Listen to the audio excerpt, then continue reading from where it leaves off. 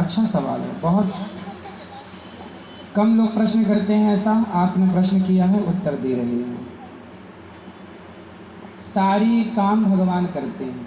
कहते हैं ईश्वर की मर्जी के बिना पत्ता भी नहीं हिलता। तो जब सब भगवान करते हैं तो फिर पापी व्यक्ति क्यों है? बिल्कुल बिल्कुल, है ना। हमने चोरी की तो फिर हमने वो भी ईश्वर की मर्जी से की, क्योंकि सब ईश्वर की मर्जी से हो रहा है। ये सवाल है आपका। जी जी बिल्कुल। अब उत्तर के लिए आपसे ही मैं प्रश्न करूंगा। जी बिल्कुल। आपकी एक गाड़ी है, माना कि एक कार आपकी है और आप मालिक हैं, जी। कार के मालिक। आपने एक ड्राइवर लगा रखा है। जी आपने ड्राइवर से कहा कि गाड़ी लेके स्टेशन चले जाओ, गाड़ी लेके एयरपोर्ट चले जाओ, गाड़ी लेके मार्केट चले जाओ। तो आप जो कहते हैं आपका ड्राइवर वहीं ले जाएगा गाड़ी। जी गाड़ी आपकी मर्जी से चलती है। चलाता तो ड्राइवर है पर मर्जी आपकी है। सही है? जी बिल्कुल। आपने गाड़ी एयरपोर्ट के लिए रवाना की, जा बेटा मेरे गेस्ट आ रहे हैं, जाओ एयरपोर्ट से लेके आओ। ड्राइवर गाड़ी लेके चला, आपकी मर्जी से जा रहा है। जी जी पर रास्ते में वो गाड़ी को किसी डिवाइडर से ठोक देता है, तो गाड़ी का एक्सीडेंट हो गया, गाड़ी का नुकसान हो गया, गाड़ी क्षतिग्रस्त हो गई। तो क्या ये आपकी मर्जी थी? जी नहीं। आपकी मर्जी थी कि गाड़ी एयरपोर्ट जाए, पर गाड़ी का एक्सीडेंट हो गया, गाड़ी गड्ढे में गिर गई। ये आपकी मर्जी नहीं थी। ये मर्जी नहीं थी, ये गलती थी। किसकी? आपकी नहीं, ड्राइवर की। हाँ या ना? जी ड्राइवर के पास दोनों थे, एक्सीलेटर भी था और ब्रेक भी था। क्यों नहीं हिसाब से गाड़ी चलाया? क्यों डिवाइडर पर ठोक दिया? आपकी गाड़ी आपकी मर्जी से चलती है, पर जब उसका नुकसान होता है तो वो आपकी मर्जी नहीं होती है ना, वो लापरवाही होती है। उसी प्रकार ये संसार भगवान की ओर से चल रहा है, मालिक भगवान है, हम लोग केवल ड्राइवर हैं। हमारे पास ईश्वर ने विवेक दे रखा है।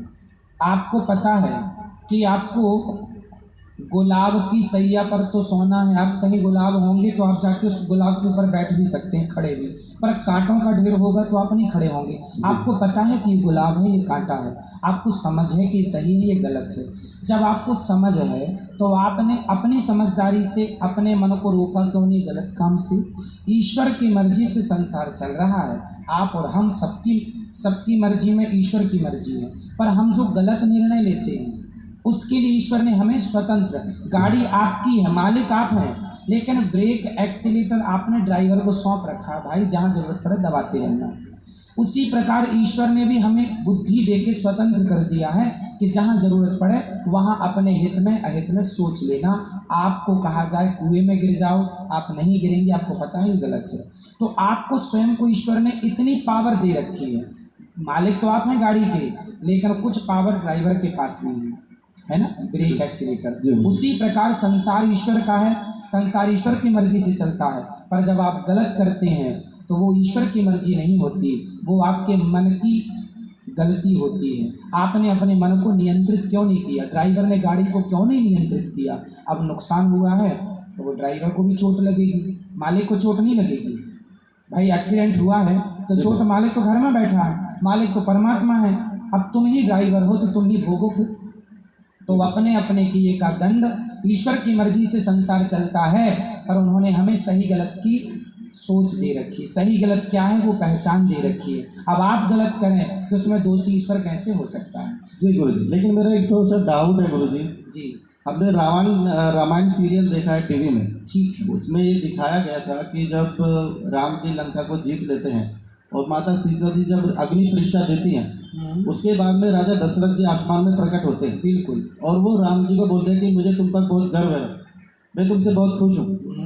तो भगवान राम वहाँ पे उनसे एक चीज़ मांगते हैं कि आप मुझे एक वचन दे दो कि आप जो है माता कैकेयी को क्षमा कर दो, उनकी इसमें कोई गलती नहीं। लेकिन वो जो आप बता रहे हैं कि एक विवेक और जो बुद्धि जो दे रखी है वो भगवान ने सभी को दे रखी है, वो माता कैकेयी को भी दे रखी थी। लेकिन उन्होंने गलत निर्णय लिया, लेकिन भगवान ने उनको क्षमा कर दिया।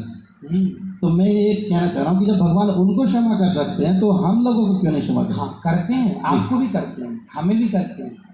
कब करेंगे? जब शरण में कैकेयी माँ चित्रकूट जब आई थी ना, तो उन्होंने क्षमा मांग ली थी राम जी से, आत्मसमर्पण कर दिया था, बेटा अपराध हो गया, राम यदि तुमने मुझे माफ़ कर दिया तो वचन दो कि अगली बार तुम मेरे पुत्र बन के आओगे। वही कैकेयी माता देवकी बनी और फिर उनके गर्भ से श्री कृष्ण प्रकट हुए। तो भगवान कहते हैं तुम कितने भी बड़े पापी हो, यदि मेरे सामने